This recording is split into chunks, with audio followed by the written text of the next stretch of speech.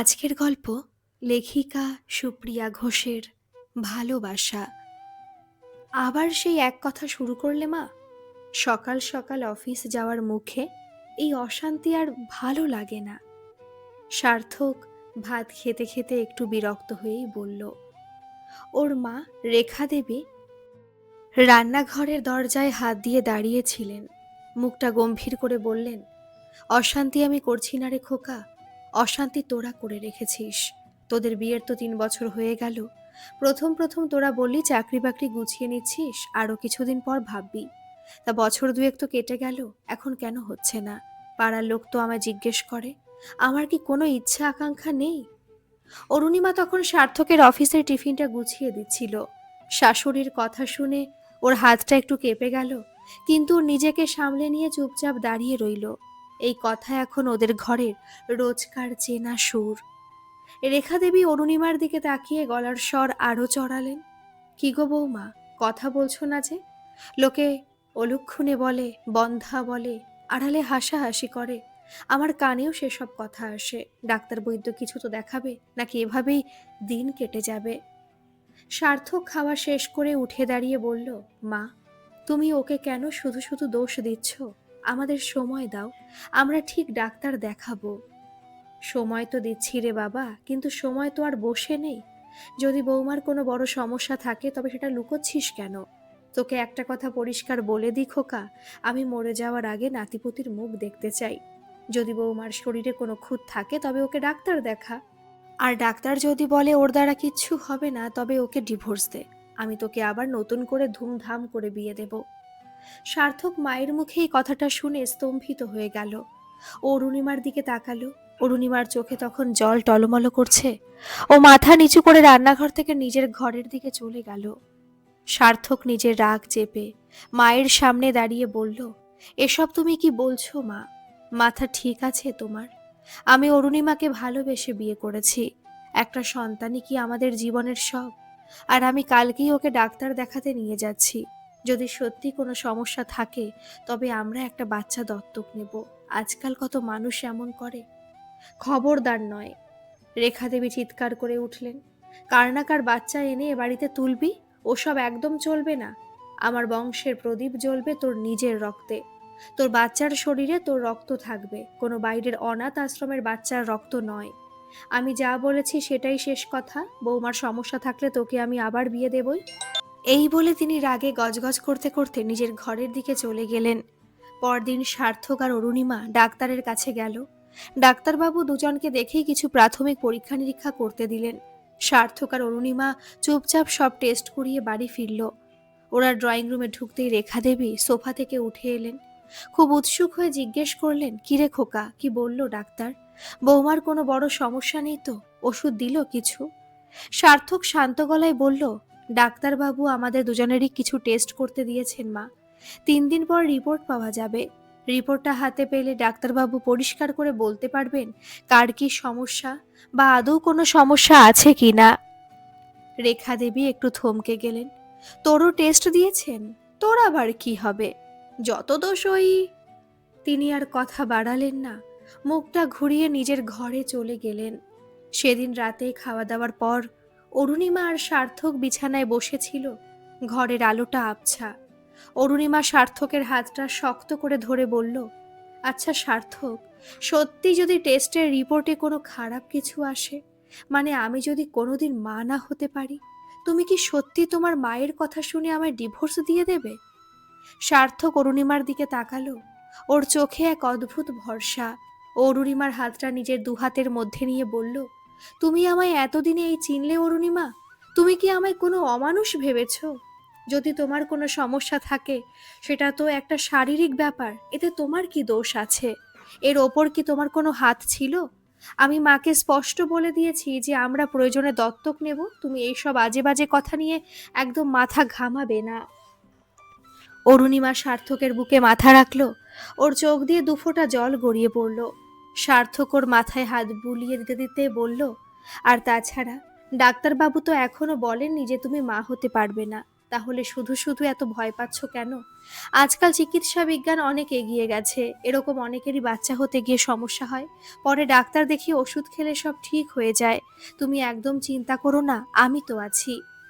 অরুণিমা সার্থককে আরো শক্ত করে জড়িয়ে ধরল। বাইরের পৃথিবীর সব ঝড় যেন সার্থকের এই আশ্বাসের সামনে এসে থমকে গেল। পরের 2 দিন অরুণিমা আর সার্থকের কাটল এক অদ্ভুত মানসিক চাপের মধ্যে। অফিসে যাওয়ার ব্যস্ততার মাঝেও দুজনেরই মন পড়েছিল রিপোর্টের দিকে। বাড়ি ফিরেও কেউ আর অন্য কোনো বিষয়ে বিশেষ কথা বলছিল না। অরুণিমার শাশুড়ি মা এই 2 দিন বেশ চুপচাপ ছিলেন, তবে তার চোখের কোণ দিয়ে সারাক্ষণ অরুণিমার ওপর একটা তীক্ষ্ণ নজরদারি চলত। ঘরের পরিবেশটা থমথমে হয়েছিল। অবশেষে রিপোর্টের দিনটা এলো। সকাল থেকে রেখা দেবী তাগাদা দিচ্ছিলেন, আজ তো রিপোর্ট দেওয়ার কথা রে খোকা, তোরা তাড়াতাড়ি অফিস থেকে ছুটি নিয়ে চলে আসিস, আমি ওদিকে পুজো দিয়ে রাখবো। সার্থক মায়ের কথার কোনো উত্তর না দিয়ে শুধু মাথা নেড়ে অফিসের উদ্দেশ্যে বেরিয়ে গেল। বিকেলের দিকে সার্থক আর অরুণিমা ডাক্তারের চেম্বারে গিয়ে পৌঁছালো। রিপোর্টগুলো খামে বন্দি হয়ে টেবিলে রাখা ছিল।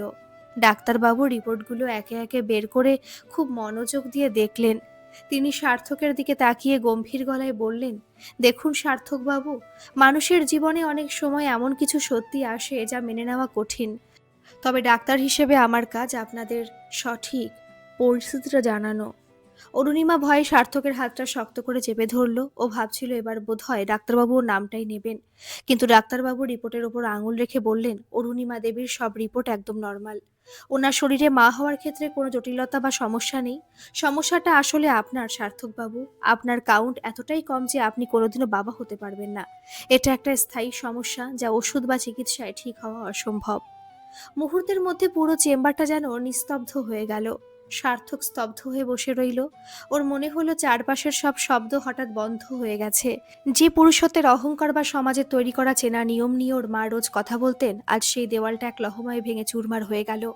অরুণিমা ডাক্তারের কথা শুনে সার্থকের দিকে তাকালো। ওর নিজের ভেতরের সব ভয় কেটে গেল ঠিকই, কিন্তু সার্থকের মুখের ফ্যাকাশে ভাবটা দেখে ওর বুকটা ফেটে যাচ্ছিল। ও ডাক্তারবাবুকে নমস্কার জানিয়ে সার্থকের হাত ধরে চেম্বার থেকে বের করে নিয়ে এলো। বাড়ি ফেরার পুরোটা পথ সার্থক একটাও কথা বলল না। ও বাইক চালাচ্ছিল ঠিকই, কিন্তু ওর চোখ দুটো ছিল শূন্য। অরুণিমা ওর পিঠে হাত দিয়ে সান্ত্বনা দেওয়ার চেষ্টা করছিল, কিন্তু এই পরিস্থিতিতে কি বলা উচিত ও নিজেই বুঝতে পারছিল না। ওরা যখন কলিং বেল বাজালো, রেখা দেবী প্রায় এক দৌড়েই এসে দরজাটা খুললেন। ওনার মুখে এখন তীব্র কৌতূহল। ওরা ড্রয়িং রুমে ঢুকতে রেখা দেবী খুব উৎসাহের সাথে জিজ্ঞেস করলেন, কি রে খোকা, কি বলল ডাক্তার? কোনো সমস্যা নেই তো বৌমার? আমি তো বলেছিলাম ওই ডাক্তারবাবু খুব বড়, সব ঠিক ধরে ফেলবেন। সার্থক সোফাটায় ধপ করে বসে পড়ল। ওর চোখ দুটো তখন লাল হয়ে উঠেছে। ওর মায়ের দিকে তাকিয়ে কাপা গলায় বলল, না মা, অরুণিমার কোনো সমস্যা নেই। ওর সব রিপোর্ট একদম পরিষ্কার এসেছে, ও পুরোপুরি সুস্থ। রেখা দেবী একটু থমকে গেলেন, মুখের হাসিটা হালকা হয়ে গেল। ওনার যেন বিশ্বাস হচ্ছিল না। উনি বললেন, তবে তবে এতদিন ধরে কেন হচ্ছিল না? ও তো তাহলে... সার্থক মাকে মাঝপথে থামিয়ে দিয়ে বলল, সমস্যাটা অরুণিমার নয় মা, সমস্যা আছে আমার। ডাক্তারবাবু পরিষ্কার বলে দিয়েছেন আমি কোনোদিন বাবা হতে পারবো না, আমার সেই ক্ষমতাই নেই। কথাটা শোনা মাত্রই রেখা দেবী যেন আকাশ থেকে পড়লেন। ওনার মুখের সব রং উবে গেল। উনি সোফার হাতলটা ধরে দাঁড়িয়ে পড়লেন, তারপর কেঁদে উঠলেন। এ কি বলছিস খোকা? এ কখনো হতে পারে? তুই আমার একমাত্র ছেলে, তোর শরীরে কোনো খুঁত থাকতে পারে না। ডাক্তার নিশ্চয়ই ভুল রিপোর্ট দিয়েছে। আজকালকার ল্যাবরেটরিগুলো তো পয়সা খাওয়ার জন্য ভুলভাল রিপোর্ট বানায়। চল, তোকে অন্য বড় ডাক্তার দেখাবো। সার্থক বলল, কেন হতে পারে না মা? অরুণিমার সমস্যা হতে পারলে আমার কেন হতে পারে না? আমি কি মানুষ নই? নাকি পুরুষদের শরীরে কোনো রোগ বা সমস্যা থাকতে নেই? তুমি তো এতদিন ধরে সব দোষ অরুণিমার ঘাড়ে চাপাচ্ছিলে। ওকে বাজা বলে কত কথা শুনিয়েছ, পাড়ার লোকের লজ্জায়ও মুখ দেখাতে পারতো না। আর যখন প্রমাণ হয়ে গেল যে দোষটা তোমার নিজের ছেলে, তখন তোমার বিশ্বাস হচ্ছে না? রেখা দেবী আঁচল দিয়ে মুখ ঢেকে সোফায় বসে ফুপিয়ে কাঁদতে লাগলেন। ওনার এতদিনের সব অহংকার, সব দম্ভ যেন এই একটা রিপোর্টে ধুলোয় মিশে গেল। সার্থক উঠে ওনার সামনে গিয়ে দাঁড়ালো। ও বলল, সেদিন তুমি আমাকে এসে বললে না মা, অরুণিমাকে ডিভোর্স দিতে? আজ তো প্রমাণ পেয়েই গেলে তোমার ছেলের মধ্যে সমস্যা। তাহলে এবার অরুণিমারও উচিত আমাকে ছেড়ে চলে যাওয়া। আমার মতো একটা বন্ধ্যা ছেলের সাথে থেকে ও কেন নিজের জীবনটা নষ্ট করবে? তাই না মা? বলো। এবার তুমি ওকে নিজে থেকে বিদায় করে দাও, আর ওর একটা ভালো জায়গায় বিয়ে দাও। আমার জন্য ওর জীবনটা কেন নষ্ট হবে? রেখা দেবী আর কোনো কথা বলতে পারলেন না। ওনার গলা দিয়ে কোনো শব্দ বেরোচ্ছিল না। ওনার মনে পড়ছিল কিভাবে উনি অরুণিমাকে অপমান করেছিলেন, কিভাবে সার্থকের আবার বিয়ে দেওয়ার কথা বলেছিলেন। আজ নিজের সেই কথাগুলোই মনে পড়েছিল। উনি শুধু আঁচল দিয়ে মুখ ঢেকে মাথা নিচু করে বসে রইলেন। ওনার এতদিনের চেনা সংসারটা যেন চোখের সামনে ওলট পালট হয়ে যাচ্ছিল। সার্থকের কথাগুলো শোনার পর রেখা দেবী অপরাধীর মতো মাথা নিচু করে ফুঁপিয়ে কাঁদছিলেন। এবার অরুণিমা এগিয়ে এলো ও সার্থকের হাতটা শক্ত করে ধরে নিজের দিকে ঘোরালো। সার্থকের চোখ দিয়ে তখন জল গড়িয়ে পড়ছে। ও নিজের ব্যর্থতা আর মায়ের আচরণে ভেতরে ভেতরে ভেঙে চুরমার হয়ে গেছে। অরুণিমা সার্থকের চোখের জলটা নিজের হাত দিয়ে মুছিয়ে দিয়ে শান্ত গলায় বলল, এসব তুমি কি বলছো সার্থক? মাথা খারাপ হয়ে গেছে তোমার? তুমি আমার দিকে তাকিয়ে এই কথাগুলো বলতে পারলে? সার্থক মুখ নামিয়ে বলল, আমি তো সত্যি কথাই বলছি অরুণিমা। আজ যদি তোমার এই রিপোর্ট আসতো, মা তো তোমাকে বাড়িতে টিকতে দিত না। আমি চাই না আমার জন্য তোমার একটা স্বাভাবিক জীবনের স্বপ্ন নষ্ট হয়ে যাক। অরুণিমা সার্থকের দুই কাঁধে হাত দিয়ে ওকে সোফায় বসালো। তারপর নিজে ওর পাশে বসলো।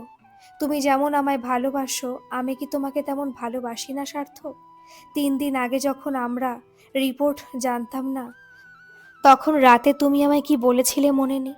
তুমি বলেছিলে যদি আমার কোনো সমস্যা থাকে তবে সেটা শারীরিক ব্যাপার, তাতে আমার কোনো হাত নেই, আর তুমি কোনোদিন আমায় ছেড়ে যাবে না। আজ যখন সমস্যাটা তোমার, তখন তুমি ভাবলে কি করে যে আমি তোমাকে ছেড়ে চলে যাব? ভালোবাসা কি এতই সস্তা? সার্থকের হাত দুটো অরুণিমার হাতের মুঠোয় কাঁপছিল। অরুণিমা রেখা দেবীর দিকে একবার তাকিয়ে আবার সার্থকের উদ্দেশ্যে বলল, সন্তান জীবনের প্রয়োজন, আমি অস্বীকার করছি না। মা হওয়ার ইচ্ছা সব মেয়েরই থাকে, কিন্তু সন্তান ছাড়া কি একটা জীবন অচল? আমাদের চারপাশের কত মানুষের তো সন্তান নেই, তারা কি বেঁচে নেই? আমরা আমাদের জন্যই বাঁচবো সার্থক। দুজন দুজনকে আগলে ভালোবেসে জীবনটা কাটিয়ে দেব। একটা রিপোর্টের কাগজ আমাদের 3 বছরের ভালোবাসাকে মিথ্যে প্রমাণ করতে পারবে না। অরুণিমার মুখে এই কথাগুলো শুনে রেখা দেবী আঁচল সরিয়ে চোখ তুলে তাকালেন। ওনার চোখ দুটো তখন অনুশোচনায় লাল। তিনি ভাবতেই পারেননি যে মেয়েটিকে তিনি এতদিন ধরে প্রতিনিয়ত অপমান করেছেন, বাজা বলে কথা শুনিয়েছেন, সে আজ ওনার ছেলের এই কঠিন সময় এমনভাবে ঢাল হয়ে দাঁড়াবে।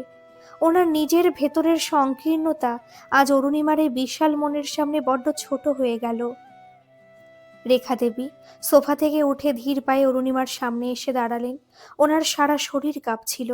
তিনি অরুণিমার দুটো হাত ধরে কেঁদে ফেলে বললেন, আমায় তুমি ক্ষমা করে দাও বৌমা। আমি মা হয়ে যেটা বুঝতে পারিনি, তুমি একজন স্ত্রী হয়ে সেটা কত সহজে বুঝিয়ে দিলে। আমি তোমাকে কত কথা শুনিয়েছি, কত কষ্ট দিয়েছি। আজ ভগবান আমার অহংকার ভেঙে চুরমার করে দিয়েছেন। আমার নিজের ছেলের ভাগ্যেই যখন এই কষ্ট, তখন আমি তোমাকে দোষ দেওয়ার কে? তুমি সত্যি এই ঘরের লক্ষ্মী। অরুণিমা শাশুড়ি মায়ের হাত দুটো ধরে ওনাকে জড়িয়ে ধরলো ও বলল, কেঁদো না মা, যা হয়ে গেছে তা নিয়ে আর ভেবে কি হবে? সার্থক তো আপনারই ছেলে। ও এখন ভেতরে ভেতরে বড্ড একা হয়ে গেছে। এই সময় আমাদের দুজনকে ওর পাশে থাকতে হবে। আপনি যদি এভাবে ভেঙে পড়েন, ও তো নিজেকে অপরাধী ভাববে। রেখা দেবী চোখের জল মুছে সার্থকের মাথায় হাত রাখলেন। সার্থক মায়ের দিকে তাকালো। ওনার চোখে আজ আর কোনো দাবি বা অহংকার নেই, আছে শুধু এক অদ্ভুত মাতৃত্বের আকুলতা। রেখা দেবী বললেন, খোকা, বৌমা ঠিকই বলেছে, তোরা দুজন দুজনকে নিয়ে সুখে থাক। আর তোরা যদি চাস, ওই যে সেদিন বলছিলি একটা বাচ্চাকে দত্তক নেওয়ার কথা, তোরা যা ভালো বুঝিস করিস বাবা, আমার আর কোনো আপত্তি নেই। যে বাচ্চাই আসুক, সে আমার সার্থকের সন্তান, এই বাড়িরই আলো। সার্থক মায়ের হাতটা জড়িয়ে ধরে ওনার কোলের ওপর মাথা রাখলো। এতদিনের জমে থাকা সব অশান্তি আর মেঘ যেন এক মুহূর্তে কেটে গেল। অরুণিমা সার্থকের পাশে বসে ওর মাথায় হাত বুলিয়ে দিচ্ছিল। জীবনটা হয়তো ওদের ভাবনার মতো করে চলল না, কিন্তু আজ থেকে ওদের সম্পর্কের বন্ধনটা আরো অনেক বেশি গভীর আর মজবুত হয়ে গেল। ঠাকুর ঘরে রাধাকৃষ্ণের মূর্তির দিকে তাকিয়ে অরুণিমা মনে মনে এক অদ্ভুত শান্তি অনুভব করলো। রক্তের সম্পর্কের চেয়েও যে ভালোবাসার সম্পর্ক অনেক বড়, আজ এই ঘরোয়া সংসারটা যেন তারই এক জীবন্ত দলিল হয়ে রইল। রক্তের সম্পর্ক বা সন্তানই একটি সংসারের একমাত্র ভিত্তি নয়, বরং পারস্পরিক ভরসা, সম্মান এবং নিঃশর্ত ভালোবাসাই হলো যে কোনো সম্পর্কের আসল শক্তি। কঠিন সময়ে সমাজ বা পরিবারের চাপকে দূরে সরিয়ে একে অপরের পাশে ঢাল হয়ে দাঁড়ানোর নামই প্রকৃত জীবন সঙ্গী। গল্পটি কেমন লাগলো অবশ্যই কমেন্ট করে জানাবেন বন্ধুরা। ধন্যবাদ।